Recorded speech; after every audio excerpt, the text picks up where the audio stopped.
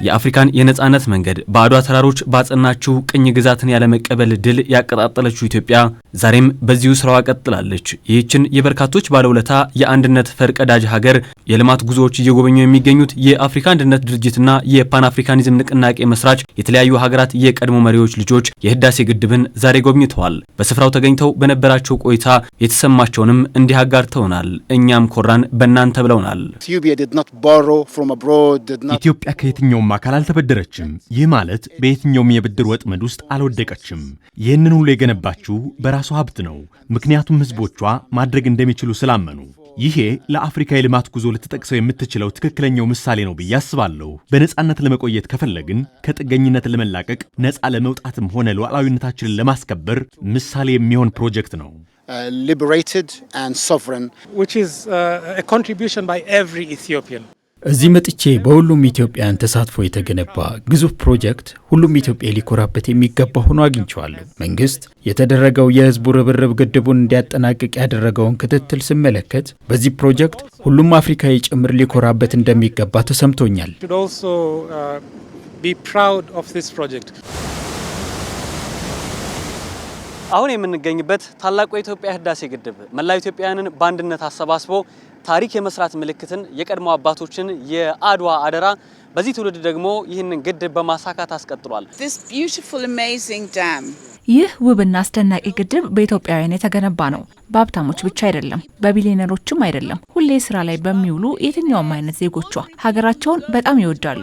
የወደፊቱን በሀገራቸው ተስፋ ያደርጋሉ። ይህንን ግድብ ለማሳካት ገንዘባቸውን፣ ጉልበታቸውን መስዋዕት አድርገዋል። ይህ ለኔ ታላቅ ነገር ነው። ይህን አይቼ አፍሪካዊ በመሆኔ ኮርቻለሁ። እዚህ ቆሜ ወንድሞቼና እህቶቼ ምን እንደሰሩ እዩልኝ ብያለሁ። ያረጋችሁት ነገር ታሪክ የሚመዘግበው ነው። Say, look what our brothers and sisters have done.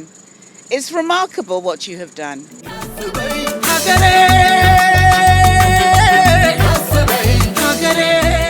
this dam being a pan-African project. ይህ ግድብ የፓን አፍሪካኒዝም ፕሮጀክት ነው። ለኢትዮጵያ ያለን አመለካከት መቼም አይለወጥም። ኢትዮጵያ ሁሌም የአፍሪካን ልብ ሆና ትቀጥላለች። በአህጉሪቱ የነጻነት እንቅስቃሴዎችን በቋሚነት ስትደግፍም ቆይታለች። የኢትዮጵያ መንግስት አመራር ሁሌም ይህ ፓን አፍሪካዊ ራዕይ ያለው ነው። ሁሉም የአፍሪካዊ መሪዎች በአንድነት በትብብር መስመር እንዲያስቡ ጠይቃለሁ። ለሚመሩት ሀገር ብቻ ሳይሆን ለአህጉሪቱ ሲሉ።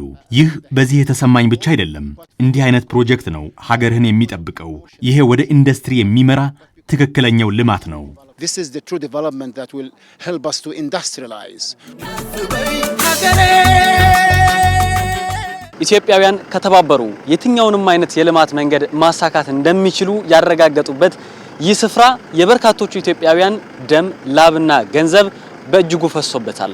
ታዲያ ይህ የመቻል ማሳያ የሚሆነው የህዳሴው ግድብ ዛሬም ለትላልቅ ሀገራዊ ፕሮጀክቶች ትርክትን በቀየረ መልኩ ወደ ተግባር መግባት ምክንያት ሆኗል። ህዳሴ ግድብ እንደ አንድ ትልቅ ማሳያ አፍሪካውያን በርካታ ዲፕሎማሲያዊ ጫናዎችን ከውስጥ እስከ የተባበሩት መንግስታት የጸጥታ ምክር ቤት ድረስ የሚደርስ የዲፕሎማሲ ጫናዎችን፣ የድጋፍ ማጣቶችን ሁሉ ተቋቁመው በራሳቸው አቅም በራሳቸው ገንዘብ ሰርተው እውን ያደረጉት ፕሮጀክት ነው። ይሄ ትልቅ ትርጉም ያለው ነው ፓን አፍሪካኒዝም።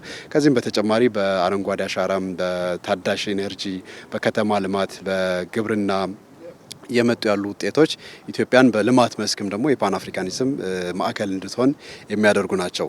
ዛሬ ያየናቸው ታላላቅ የአፍሪካ መሪዎች ልጆችም የሚሰጡት ምስክርነት ይሄንን ነው የሚገልጸው። አሁን ሁሉም እንደተናገሩት አባቶቻቸው ስለ ኢትዮጵያ የሚመኙትና የሚያስቡት የሚገልጹትን ነገር አፍሪካም አድርጋ እንድትሆን የሚመኙትን ነገር አሁን በመሬት ላይ እያዩ በመሆናቸው የተሰማቸውን ደስታ ገልጸዋል።